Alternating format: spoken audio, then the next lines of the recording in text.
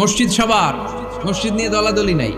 দলাদলি আছে অনেক জায়গায়, হানাফি মসজিদ, আহলে হাদিস মসজিদ, এরকম আমরা দেখি বা শুনি। এটা ঠিক না। হানাফি মসজিদ বলে কোনো কথা নাই, আহলে হাদিস মসজিদ বলে কোনো কথা নাই। মসজিদ সবার। ছোট্ট খাট্ট বিষয় নিয়ে মসজিদে মারামারি, একজন হাত তোলে আরেকজন তোলে না, কিলাকিলি আছে না নাই? একজন বলে জোরে আমিন, আরেকজন আস্তে আমিন, মারামারি আছে না নাই? এগুলো কি মারামারি করার কোনো বিষয়? কথা বলেন। সালাতে ফরজ আছে, ওয়াজিব আছে, সুন্নাহ আছে। খেয়াল করে বুঝবেন। ফরজ যদি নষ্ট হয় সালাত ভঙ্গ হয়, you have to repeat your সালাত। ওয়াজিব নষ্ট হলে সালাত ভঙ্গ হয় না, নতুন করে পড়া লাগে না, সেজদায় শাহু দিলেই সালাত আদায় হয়ে যায়। আর সুন্নাহ নষ্ট হলে নামাজ নষ্টও হয় না, নতুন করে পড়াও লাগে না, সৌ সেজদাও লাগে না, নামাজ আদায় হয়ে যায় সুন্নাহ নষ্ট হলে। এই যে হাত তোলা না তোলা, এটা সুন্নাহ।